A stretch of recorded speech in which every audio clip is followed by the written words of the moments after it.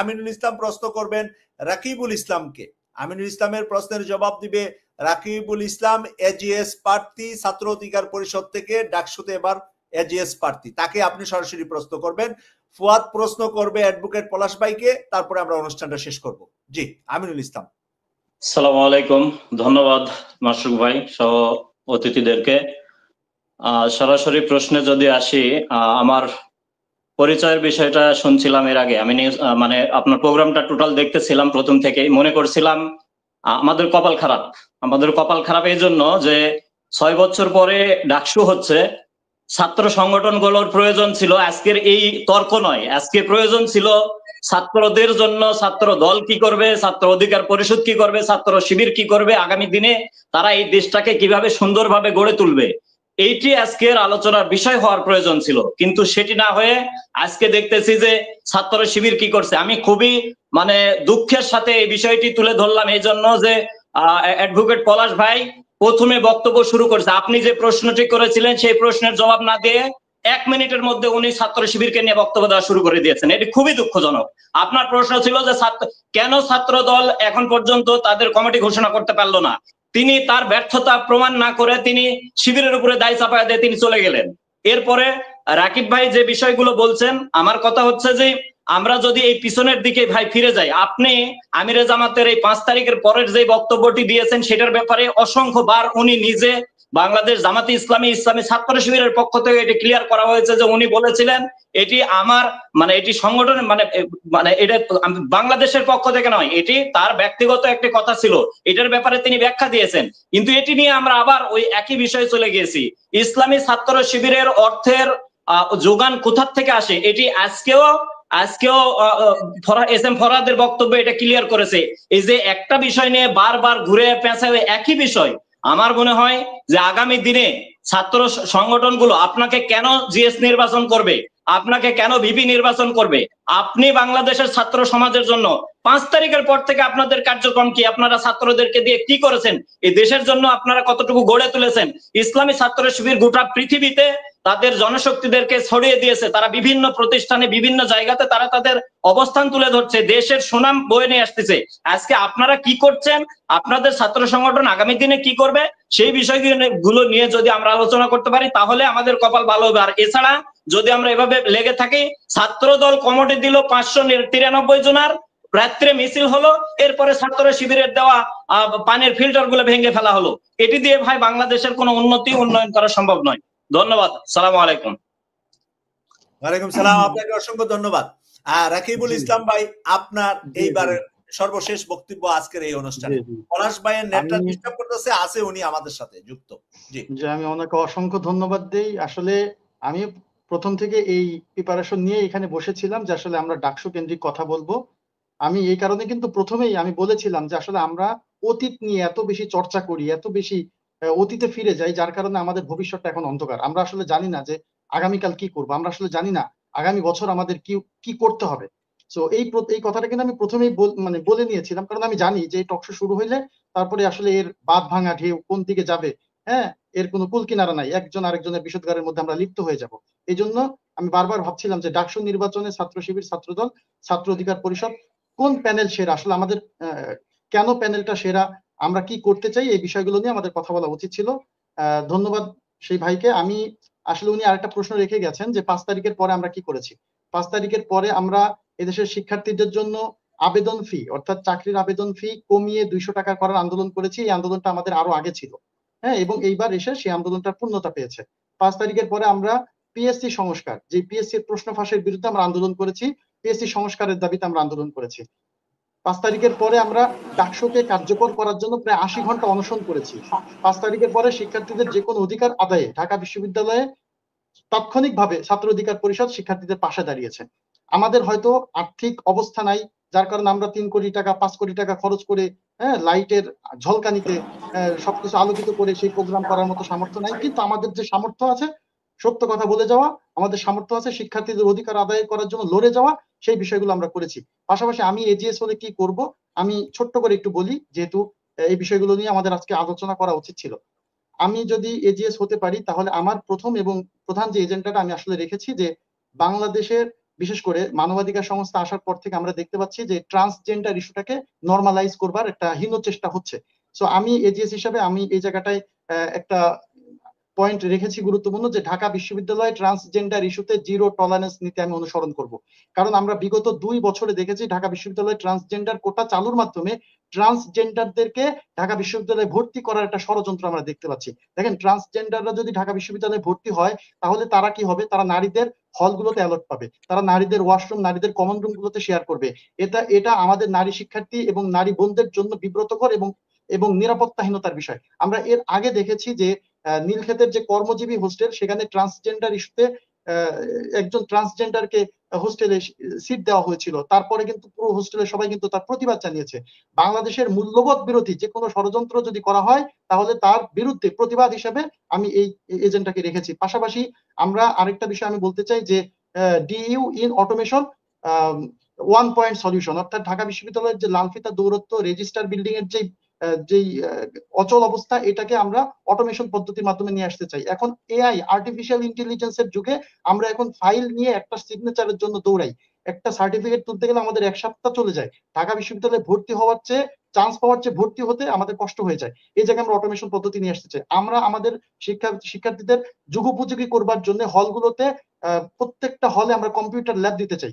আমাদের আবাসন সংকটকে নিরসন করে এদেশের শিক্ষার্থীদেরকে গ্লোবাল ইউনিভার্সিটি, গ্লোবাল র্যাঙ্কিং এ টপ 100-এ নিয়ে আসার জন্য যেরকম স্ট্যান্ডার্ড লেভেলের আবাসন ব্যবস্থা সেটা আমরা রাখতে চাই। আমরা পুষ্টিমান সম্পন্ন খাবার রাখতে চাই। দেখেন, আমাদের যেই মৌলিক যেই কয়েকটা অধিকার আছে, শিক্ষা, অন্ন, বস্ত্র, বাসস্থান, চিকিৎসা, আমাদের শিক্ষার অবস্থা খুবই বেহাল। আমাদের চিকিৎসা, যে ঢাকা বিশ্ববিদ্যালয়ের যে মেডিকেল, মুর্তজা মেডিকেল হল আছে, এখানে নাপা প্যারাসিটামল ছাড়া কোনো ওষুধ নাই। অর্থাৎ আমাদের মৌলিক শিক্ষাও নাই, চিকিৎসাও নাই। আমাদের যে বাসস্থানের অবস্থা কি বলবো, ঢাকা বিশ্ববিদ্যালয়ের একজন শিক্ষার্থী যেই রুমে থাকে আপনি গেলে বুঝবেন এর থেকে জেলখানার রুমগুলো অনেক ভালো। যারা ঢাকা বিশ্ববিদ্যালয়ে ছিল তারা জানবে। আমাদের প্রত্যেকটা রুমের অবস্থা এক কথা বলতে গেলে বন্দি দশার চেয়েও খারাপ অবস্থা। অন্ন, বস্ত্র, বাসস্থানের কোনো কিছুই যেখানে ঠিক নাই, সেখানে একটা বিশ্ববিদ্যালয়ের শিক্ষার্থীর পক্ষে গবেষণা করা, তার পক্ষে ভালো একজন শিক্ষার্থী হয়ে ওঠা, তার ভবিষ্যৎ এবং তার বিশ্ববিদ্যালয় এবং বাংলাদেশকে নেতৃত্ব দেওয়ার জন্য বিশ্বমানের স্ট্যান্ডার্ড লেভেলের গবেষক হয়ে ওঠা খুবই দুঃস্বপ্ন এবং দুঃসাধ্য একটা বিষয়। আমরা এই জায়গায় কাজ করতে চাই এবং ডাকসুকে নিয়মিত সচল রেখে শিক্ষার্থীদের অধিকার আদায়ের জন্য যা করবার দরকার সেই বিষয়ে আমরা আরো বিস্তারিত এবং অনেক বিষয়গুলো এজেন্ডা আমাদের আছে। আমি মনে করি আমার আসলে আপনাকে অসংখ্য ধন্যবাদ। মোবাইলের চার্জ একদম শেষ, রাকিবুল ইসলাম ভাই, আপনাকে অসংখ্য ধন্যবাদ। কানেক্টেড হয়ে যাবে, আমি আন্তরিকভাবে দুঃখিত। আমি আসলে চেয়েছিলাম এই বিষয়গুলো আসলে আলোচনার মতিগতি অনেক দিকে চলে যাওয়াতে আমি দুঃখ প্রকাশ করছি এবং আমরা আমাদের এজেন্ডাগুলো তুলে ধরছি। আগামীতে যদি সুযোগ পাই আমি কার্যকরী এবং এই ধরনের ভবিষ্যৎমুখী, ফিউচারমুখী, মিশনমুখী, ভিশনমুখী আলোচনা আমরা রাখতে চাই। ধন্যবাদ সবাইকে। আগামী ডাকসু নির্বাচন বাংলাদেশের ছাত্র রাজনীতি দ্বারাই করে, সবার জন্য একটা সংসদ হিসাবে কাজ করে। সুতরাং এটার প্রবল প্রভাব জাতীয় রাজনীতিতেও পড়বে। আগামীতে ঢাকা সহ সারা দেশের রাজনীতিতে সকল ছাত্র সংগঠনগুলোকে সংগঠিত করতে এই নির্বাচনটা অনেক ভূমিকা রাখবে। এখানে আজকে বিষয়বস্তুতে রাখা হয়েছিল যে কোন প্ল্যানটা যোগ্য হলো, কিন্তু বিষয় চলে গেছে অন্যদিকে। একচাটিয়া ভাবে একটা সংগঠনকে আমাদের জুয়েল ভাই দোষ দিয়ে চলছিলেন। যোগ্যতার দিক থেকে ধরতে গেলে জুলাই আন্দোলনে কার ভূমিকা সবচেয়ে আগে ছিল এটা আপনাকে আগে দেখতে হবে। সারা দেশের মানুষ কিন্তু এদিক থেকে যোগ্য, সোশ্যাল মিডিয়ায় প্রচার হয়েছে। প্রধান 6 সমন্বয়কের মধ্যে কারা ছিল, সে ছাত্রলীগের বলে আপনারা ট্যাগ দিচ্ছেন, এতে তো জনপ্রিয়তা হ্রাস পেয়ে দেয় না। জুলাই আন্দোলনে তার অবস্থান ছিল শিবিরের যে ভিপি প্রার্থী, এটা ধ্রুব সত্য, এটা অস্বীকার করার উপায় নেই। এবং ছাত্র দল হিসাবে আপনাদের ছাত্ররা সংগঠন বলা যায় কিনা সেটা নিয়েই তবে সন্দেহ আছে। কারণ ছাত্র সংগঠন হতে গেলে তাকে ছাত্র হতে হবে। আপনাদের কেন্দ্রীয় সভাপতি থেকে শুরু করে যারা আছে তাদের মধ্যে কয়জন ছাত্র আছে যারা বিগত 7-8 সেশনের তাদেরকে বসে ছাত্র রাজনীতি আপনারা করছেন? আপনারা দোষ দিয়েছেন যে ছাত্রলীগ এসে যাবে নতুন করে কমিটি দিলে। এখানে আপনারা একটা লেজুর ভিত্তিক ছাত্র রাজনীতির প্রমাণ করেছেন। তারেক রহমান সাহেব যেটা নিশ্চিত করে দিবে সেটাই হবে। তো আপনারা কি এতে লেজুর ভিত্তিক ছাত্র রাজনীতির প্রমাণ করছেন না যে আমাদের মূল দল যেটা শিখাই দিবে সেই প্রেসক্রিপশন অনুযায়ী চলবো? এরকম করে ভাই ছাত্র রাজনীতি চলবে না। আরেকটা বিষয় হচ্ছে গুপ্ত রাজনীতি। গুপ্ত রাজনীতি মানে আপনার দলের মধ্যে অন্য দল ছদ্মবেশে যেটা ডুবে ছাত্রলীগ ঢুকবে। গত 7 তারিখে ছাত্র দলের কমিটি দেওয়া হয়েছে, সেখানে অধিকাংশই ছাত্রলীগের কর্মী। সুতরাং ছাত্রলীগ কাদের মাধ্যমে আত্মপ্রকাশ করছে ভাই? ছাত্রদল। ভাই আপনি মানেন বা না মানেন, আপনাদের মাধ্যমে সারা দেশে প্রমাণ হচ্ছে। আমার ইউনিয়নের কমিটি দিছে, সেখানেও ছাত্রলীগের অধিকাংশ কর্মী ঢুকে গেছে, সারা দেশে ঢুকে যাচ্ছে। ছাত্রলীগকে পুনর্বাসন তো আপনারাই করতেছেন, এবং নিরাপদ ক্যান্টিনের স্বার্থে আগামীতে আবরার ফাহাদ হবে না সেটা নিশ্চয়তা আপনাদেরকে দিতে হবে। সেটা নিশ্চয়তা কারা দিতে পারবে? মেধাবী ছাত্র নেতা, জনসম্পৃক্ত ছাত্র নেতা। এবং এদিক থেকে আমার মনে হয় যে যারা অনার্সে সারা বাংলাদেশের মধ্যে প্রথম হয়েছে এবং শিক্ষার্থীদের মধ্যে গ্রহণযোগ্যতা আছে, তারাই আগামীতে ছাত্র রাজনীতিতে এবং নিরাপদ ক্যাম্পাস গঠনে ভূমিকা রাখার যোগ্যতা রাখে। নিরাপদ ক্যান্টিন গঠনের ক্ষেত্রে ছাত্ররা নিরাপদ খাদ্য সুবিধা পাবে কিনা এই বিষয়ে আলোচনা দরকার ছিল, কিন্তু হলগুলোতে, এর পাশাপাশি হলগুলোতে লেজুর ভিত্তিক ছাত্র রাজনীতির প্রভাব থাকবে কিনা, যে সংগঠনের সুপারিশ আসলেই সেই হলগুলোতে ঢুকতে পারবে, এরকম ভূমিকা আগামীতেও চলছে। বিগত সময় থেকে আমরা দেখে আসছি এরকম ভূমিকা চলছে যে ছাত্র সংগঠনের অন্তর্ভুক্ত হলেই সে হলগুলোতে জায়গা পাবে। আগামীতে এরকম একটা হবে না, এটা নিশ্চয়তা দিতে হবে। এবং এটার প্রমাণ ঘটছে যে আপনাদের বিরুদ্ধে বললেই গলা কেটে হত্যা করা হচ্ছে, আপনাদের বিরুদ্ধে বললেই জিভাকে টেনে নেওয়ার হুমকি দেওয়া হচ্ছে। এরকম ছাত্র নির্বাহী চলতে পারে না। আবরার ফাহাদের দোষ ছিল বুয়েটের মেধাবী ছাত্র হয়ে সে কথা বলেছিল। আগামীতে এই সমস্ত মেধাবী ছাত্রদের নিরাপত্তার নিশ্চয়তা কোথায় দিবে, যেখানে আপনারা এই বিগত আওয়ামী ফ্যাসিবাদ, ছাত্রলীগ তো অতীত, ছাত্রলীগকে বারবার টেনে আনার চেষ্টা, এটাও একটা মতলববাজি, তাছাড়া আর কিছু প্রমাণ ঘটে না। ছাত্রলীগের গন্ধ আপনারা সব জায়গায় দেখেন কেন? আপনারা ছাত্রদের জন্য কি করেছেন? ছাত্ররা তো দেখেছে শুধু একজন আরেকজনকে দোষ দিয়ে দোষাদোষী রেষারেষি রাজনীতি চলে, কিন্তু এর মাধ্যমে গঠনমূলক রাজনীতি চলে না। আপনারা শিবিরকে দোষ দিচ্ছেন, সাদিক কায়েম সাহেবকে দোষ দিচ্ছেন যে সে ছাত্রলীগের সাথে যুক্ত ছিল। আমি তর্কের খাতিরে মেনেও নিলাম সে যুক্ত থাকতে পারে, কিন্তু পরবর্তী সময় তার কাজগুলো আপনাকে দেখতে হবে। সে কাজগুলো ছাত্র ক্যাম্পে পানির টিউবওয়েল বসিয়েছে, ছাত্রদের মাঝে বই বিতরণ করেছে, এগুলোতে সে অবদান রেখেছে। তো এগুলো নিয়ে আপনারা আগান। সে কবে কি ছিল সেগুলো নিয়ে অবদান তর্ক করে শুধু শুধু সমালোচনা বাড়বে এবং রাজনৈতিক পরিবেশ উত্তপ্ত হবে। এরকম ধন্যবাদ একটা রাজনীতি আমরা চাই না। ফুয়াদকে, এবং এর ধন্যবাদ পাশাপাশি ফুয়াদকে ধন্যবাদ। ফুয়াদ খুব ভালো কথা বলে। ফুয়াদ এখন বুঝতে পারলাম সে ছাত্র শিবিরের পক্ষে। তার মা আবার বিএমপি করে, তার মাও আমার লাইভ টক শোতে কথা বলেছে আমি হাসিনার কোনো বিরুদ্ধে। দলীয় না, শুরুতেই বলে নিচ্ছি আমি নির্দলীয় মানুষ। তোমার কথার ভিতরে শিবিরের পক্ষে গেছে, কিন্তু তোমার মা তো বিএমপি করে, নাটোরে তার বাড়ি, আমি বাড়ি সহ জানি। ফুয়াদের বাড়িতে আমার যাওয়ার কথা ছিল, যেতে পারি নাই। সে ভালো বলে। তার মা এসে হাসিনার বিরুদ্ধে আমার টক শোতে কথা বলেছে অনেকবার। ফুয়াদ মাত্র ম্যাট্রিক পরীক্ষা দিয়েছে। তো আমরা ফুয়াদকে প্রায় সময় সুযোগ দিই কথা বলার জন্য। মাসুম ভাই, আপনার জন্য 2 মিনিট সময়, তারপরে অ্যাডভোকেট পলাশ ভাইয়ের বক্তব্যের মধ্যে অনুষ্ঠান শেষ করতে হবে। বিসমিল্লাহির রহমানির রহিম। আচ্ছা, পরে দিচ্ছি। আতাউর ভাই ফিনিশিং এ 2 মিনিট দেবো আপনাকে। ওকে, হ্যাঁ মাসুম ভাই শেষ করুন। বিসমিল্লাহির রহমানির রহিম। সম্মানিত উপস্থিতি, ভাই শোনা যাচ্ছে কি? শোনা যাচ্ছে ভাইয়া, হ্যাঁ বলেন। আপনার মাইকটা প্রয়োজনে আরেকটু উপরে নেন, ওই যে মাঝখানের ইয়াটা, তাহলে ভালো শোনা যাবে। হ্যাঁ, মুখের কাছে ধরে। যেহেতু আমরা বাংলাদেশের অধিবাসী, এখানে আমাদের জন্ম মৃত্যু আমাদের সবকিছু এখানে, আর সেক্ষেত্রে আমরা এই দেশটাকে ভালোবাসবো, এটাই আমাদের একান্ত চাওয়া পাওয়া, দায়িত্ব, কর্তব্য, সেটাই বলেন, সেটাই ছিল। কিন্তু রাজনীতি আজকে দুর্বৃত্তায়নের কারণে আমরা আমাদের আদর্শগুলান থেকে দূরে সরে যাচ্ছি। আজকে বাংলাদেশের আদর্শিক দল কোনটা, এগুলান যদি একটু হিসাব নিকাশ করেন দেখবেন যে বাংলাদেশের আদর্শিক দল জামাতে ইসলাম, এটা নির্দ্বিধায় বলতে পারি। কারণ এখন আমরা আজকে কিন্তু শিবির ছাত্র দল নিয়ে আলোচনা, জামাত বিএনপি নিয়ে আলোচনা না, তাই আপনি ডাকসু নিয়ে আলোচনা, ওখানে থাকবেন। হ্যাঁ, ডাকসু নির্বাচনে জামাত ইনশাআল্লাহ এগিয়ে যাবে, কারণ জামাত দাঁড়ায় নাই, ওখানে ছাত্র শিবির দাঁড়াইছে। জামাত আর ছাত্র শিবির এক। যেহেতু ছাত্র শিবিরের একটা আদর্শিক সংগঠন, তাদের আদর্শ আছে, মা তার সন্তানকে নিয়ে গিয়ে ছাত্র শিবিরের হাতে তুলে দিয়ে বলতেছে আমার ছেলে ছাত্র শিবির করুক, কারণ তারা একটা আদর্শিক দল। এই ছাত্র শিবির করলে পরে তারা আদর্শিক ভাবে মানুষ হবে। এই যে তাদের একটা সুনাম চতুর্দিকে ছড়িয়ে পড়ছে, এবং সুনাম শুধু নয়, তাদের কাজের সাথে কথার মিল আছে। এই কাজগুলো আমরা দেখতেছি। আজকে যদি বলেন যে মেধাবী মানেই ছাত্র শিবির, মেধাবী মানেই ছাত্রী সংস্থা, তাই মেধার জগতে কারা বেশি এগিয়ে? তাদের মেধার একটা অনন্যতা দান দিয়েছে, প্রজ্ঞা, জ্ঞান, গরিমায় তারা আজকে অনন্য। আর এই ক্ষেত্রগুলো যদি আপনি একটু লক্ষ্য করেন মাসুক ভাই, সেক্ষেত্রে ছাত্র শিবির অনেক এগিয়ে।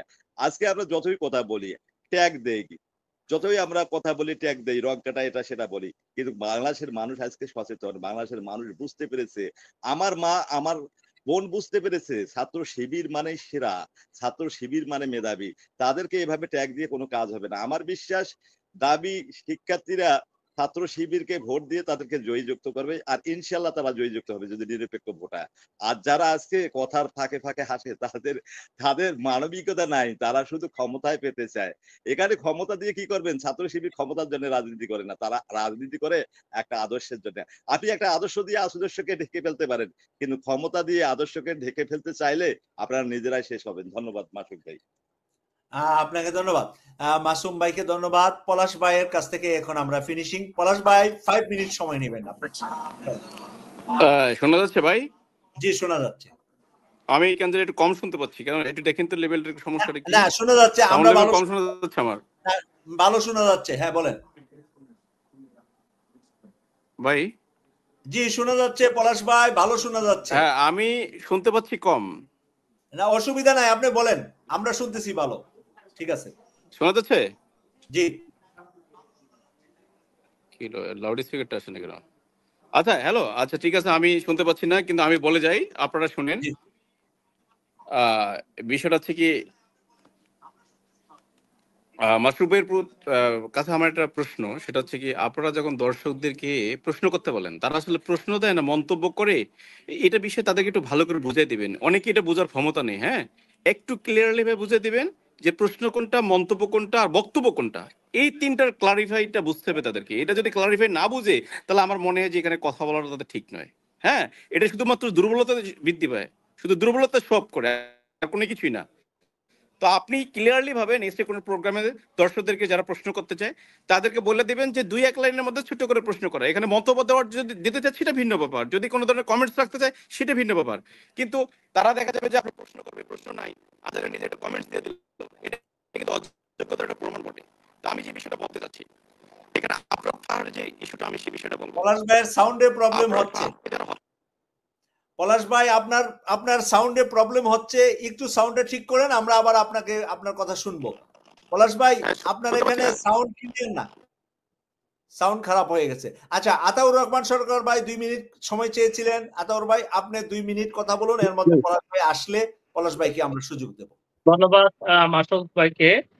আমি দুইটা জবাব ছিল, ছোট্ট করে জবাব। এক নম্বর হলো, একটা অভিযোগ করা হয়েছে যে জামাত ইসলামের আমির সেখানে ক্ষমা ঘোষণা করেছে। জামাত ইসলামী আমির কাউকে ক্ষমা ঘোষণা করার কে? তিনি কি কোনো রাষ্ট্রের দায়িত্বে আছেন? জামাত ইসলামীর আমিরের যে বক্তব্যটাকে নিয়ে বিভ্রান্ত ছড়ানো হয়েছে, ওই প্রোগ্রামটা ছিল সাংবাদিকদের নিয়ে একটি মত বিনিময়। যেহেতু ঢাকা মহানগর উত্তরে আমি প্রচার মিডিয়ার সেক্রেটারি, ওটার ব্যবস্থাপনার দায়িত্ব আমার ছিল। তিনি যে কথাটা বলেছেন, মূলত কথাটা এটাই ছিল যে যারা আমাদের দলের অফিস কার্য বন্ধ করেছে, যারা আমাদের ব্যক্তিগতভাবে আমাদেরকে উপর নির্যাতন নিপীড়ন করেছে, আমরা আমাদের দলগতভাবে আমাদের উপর করা যে জুলুম, এই জুলুমের বিষয়ে আমরা তাদেরকে ক্ষমা করে দিলাম।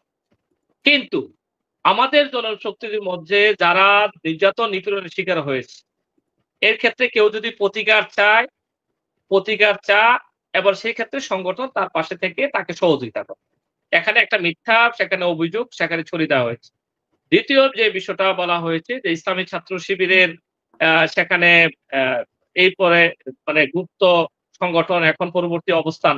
তো আমি খুব ছোট্ট করে যেটা বলবো যে ইসলামী ছাত্র শিবিরের যেটা ফুয়াদ সেটা বলেছেন, মাসুম ভাই সেটা চমৎকারভাবে বলছেন, আমিনুল ইসলাম ভাই কথাগুলো বলেছেন। মূলত ইসলামী ছাত্র শিবির 5 আগস্টের পরে ঢাকা বিশ্ববিদ্যালয়ে যখন সুশিক্ষার সুষ্ঠু পরিবেশ থাকলে সকল ছাত্র সংগঠন কাজ করার যখন সুযোগ পায়, তখন ছাত্ররা দেখার সুযোগ পায়, বোঝার সুযোগ পায় কোন ছাত্র সংগঠনটা কেমন। ইসলামী ছাত্র শিবির তার কাজের মাধ্যমে ইতিমধ্যে মানুষের মনের কোটায় স্থান করে নিয়েছে যে ইসলামী ছাত্র শিবিরে একটা বেস্ট সংগঠন, একটা বেটার সংগঠন, একটা দায়িত্বশীল সংগঠন। ছাত্র সমাজের মূল চাহিদাটা কি? একটা মানুষের মৌলিক, যেরকম অন্ন, বস্ত্র, বাসস্থান, শিক্ষা, চিকিৎসা, যেগুলো মৌলিক চাহিদা, ছাত্র সমাজের কিছু মৌলিক কিছু চাহিদা আছে। ছাত্র সমাজ কি চা? ছাত্র সমাজের আবাসন ব্যবস্থা ভালো চা, সেখানে শিক্ষা উপকরণ যেগুলো এগুলো স্বল্প মূল্যে চা, সেখানে ছাত্র সমাজ সেখানে লেখাপড়ার একটা সুস্থ পরিবেশ চা, একটা নিরাপত্তা, সেখানে সে নিরাপত্তা চা, নিরাপত্তা আবাসন চা, এবং ছাত্র সমাজ চা সেখানে লেখাপড়া আর সেখানে বান্ধব কর্মসূচি, ছাত্র সংগঠনগুলো লেখাপড়া বান্ধব কর্মসূচি নেবে, ছাত্র সংগঠনগুলো সেখানে ছাত্র সমাজকে সেখানে গড়ে তোলার জন্য কর্মসূচি দেবে। আলহামদুলিল্লাহ, ইসলামী ছাত্র শিবির 5 আগস্টের পরে ঢাকা বিশ্ববিদ্যালয়ে এই ধরনের সকল ধরনের শিক্ষামূলক সেখানে কার্যক্রম ইসলামী ছাত্র শিবির পরিচালনা করছে। এখানে প্রশ্ন তোলা হয়েছে যে ইসলামী ছাত্র শিবিরের কোথায় থেকে টাকা আসছে, টাকা নিয়ে প্রশ্ন তোলা হয়েছে। কার্যক্রমটা ভালো, তারা কিন্তু সেটা স্বীকার করছে না, সেটা সেখানে এটাকে উইশ করতে পারছে না। তারা এটা দৈন্যতা তাদের মধ্যে। ইসলামী ছাত্র শিবিরের টোটাল প্রোগ্রাম বাস্তবায়ন করতে গিয়ে ইসলামী ছাত্র শিবিরের বর্তমান যারা কর্মীরা আছে, শিবিরের সাথীরা আছে, সদস্যরা আছে, সমর্থকরা আছে, আমরা যারা ইসলামী ছাত্র শিবিরের সাথে একসময় সম্পৃক্ত ছিলাম, তারা আমরা ইসলামী ছাত্র শিবিরের এই প্রোগ্রামগুলো বাস্তবায়নে আর্থিকভাবে আমরা সহযোগিতা করেছি। এবং আলহামদুলিল্লাহ আমাদের সংগঠনে মানে ছাত্র শিবিরের সংগঠনে সেখানে সকল কিছুই সেখানে স্বচ্ছতা আমাদের আছে, আমাদের হিসাব নিকাশ আছে। অন্যান্য ছাত্র সংগঠনগুলো তারা এই ধরনের কোনো কার্যক্রম নাই। আমরা ছাত্র সমাজের জন্য ছাত্র ঢাকা বিশ্ববিদ্যালয় সেখানে পানির নিরাপদ পানির জন্য সেখানে ফিল্টারের ব্যবস্থা করেছে, সেখানে চিকিৎসা সেবার ব্যবস্থা করেছে। ঈদের সময় ছাত্ররা সেখানে কষ্টে সেখানে ঢাকায় থাকেন, সেখানে মা বাবার চেয়ে অনেক দূরত্বে থাকেন, সেখানে ঈদের আনন্দ তারা সেখানে পায় না। সবাইকে নিয়ে সুন্দর একটা ঈদের মতন করে আর একটা আনন্দ সেখানে ভাগাভাগি করা, ঈদ পুনর্মিলন করা, সেখানে ঈদের দিনে সুন্দর আয়োজন করা, এটা ইসলামী ছাত্র শিবির করেছে।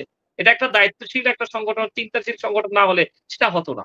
আমি মনে করি ইনশাআল্লাহ, বিশ্বাস করি এবং এদেশে আমার মতন হাজার হাজার মানুষ বিশ্বাস করে ছাত্র শিবির এবছর ঢাকা বিশ্ববিদ্যালয়ে যে প্যানেল দিয়েছে, এই প্যানেল ছাত্র সমাজের মনের প্যানেল। এবং এই ছাত্র সমাজ ইনশাআল্লাহ ঢাকা বিশ্ববিদ্যালয়ের ছাত্ররা সেখানে ইসলামী ছাত্র শিবিরের প্যানেলকে গ্রহণ করবে এবং ইনশাআল্লাহ ছাত্র শিবিরের প্যানেল বিজয়ী হবে এবং আগামী দিনে ঢাকা বিশ্ববিদ্যালয়কে নিরাপদ একটি ক্যাম্পাসে পরিণত করা, ঢাকা বিশ্ববিদ্যালয় সত্যিকারের প্রাচ্যের অক্সফোর্ড নামে খ্যাত যেটা বলা হয়, সেটা সে আবার আগের জায়গায় ঢাকা বিশ্ববিদ্যালয়কে নিয়ে যাওয়া। এবং একটা শিক্ষা প্রতিষ্ঠান মানে হলো সেখানে সেখানে গবেষণা থাকবে, সেখানে দেশ নিয়ে ভাবনা থাকবে। সেই অবস্থা কিন্তু আজকে ঢাকা বিশ্ববিদ্যালয় ম্লান হয়ে গেছে। এটা ইনশাআল্লাহ ইসলামী ছাত্র শিবিরের হাত ধরে এই ডাকসুতে যারা নির্বাচিত হবেন, এই সাদিক কায়ুম, এস এম ফরহাদ, মহিউদ্দিনের হাত ধরে আমাদের সেই প্রত্যাশিত ঢাকা বিশ্ববিদ্যালয়ে আমরা ফিরে পাবো। এই ঢাকা বিশ্ববিদ্যালয় একসময় ডাকসু দিয়েছিলেন অধ্যাপক গোলাম আজম, সেই তাদের মতন একটি যোগ্য নেতৃত্ব ইসলামী ছাত্র শিবির এবার উপহার দিয়েছে। আমি শিবিরের কেন্দ্রীয় সংগঠনকে আন্তরিক ধন্যবাদ জানাই এবং ঢাকা বিশ্ববিদ্যালয়ের সকল ছাত্র সমাজের কাছে, ছাত্র ছাত্রীর কাছে আমি আহ্বান জানাবো, সত্যিকার অর্থে যদি আমরা একটা নিরাপদ ক্যাম্পাস চাই, আমরা আমাদের যে মৌলিক অধিকারগুলো আছে এগুলো যদি আমরা পূরণ চাই, শিক্ষার সুস্থ পরিবেশ চাই, তাহলে ইসলামী ছাত্র শিবিরের প্যানেলকে আপনারা নির্বাচিত করেন। একটিবারের জন্য দেখেন ইসলামী ছাত্র শিবির আপনাদের জন্য কি উপহার দেয়। ইনশাআল্লাহ ছাত্র শিবির সহজ যোগ্য দেশপ্রেমিক নাগরিক তৈরি করার মধ্য দিয়ে যে সমৃদ্ধ বাংলাদেশ গড়ার স্বপ্ন দেখে ঢাকা বিশ্ববিদ্যালয় হবে সেটা সুতিরাঘা। এই ক্ষেত্রে আমি ছাত্র সমাজকে বিষয়টা ভাবার জন্য অনুরোধ করছি। ধন্যবাদ মাসুদ ভাইকে। অসংখ্য ধন্যবাদ আজকের প্যানেলের সম্মানিত তিনজন অতিথি এবং অসংখ্য দর্শকরা ও যোগ্য, তারা অবিশ্বাস্য জায়গায় বিভিন্ন স্থানে কর্মরত আছেন, ছাত্র আছেন, তারা এসে আজকে কথা বলেছেন। সবার কাছে কৃতজ্ঞতা প্রকাশ করে আমরা অনুষ্ঠানটা এখন শেষ করব। পলাশ ভাই সর্বশেষ আর যুক্ত হতে পারেননি, ওনার হয়তোবা ফোনের সার্চ চলে গিয়েছে। এর আগে আমাদের রাকিবুল ভাই ছাত্র অধিকার পরিষদে, ওনারও ফোনের সার্চ চলে গেছে। রাত গভীর এখন, বাংলাদেশ অনেক রাত হয়েছে, তাই কেটিভি 24 এর পক্ষ থেকে সবার কাছে কৃতজ্ঞতা প্রকাশ করে অনুষ্ঠানটা এখানে শেষ করছি। আমি সৈয়দ মাসুক, লন্ডন থেকে। আল্লাহ হাফেজ, আসসালামু আলাইকুম ওয়া রাহমাতুল্লাহ।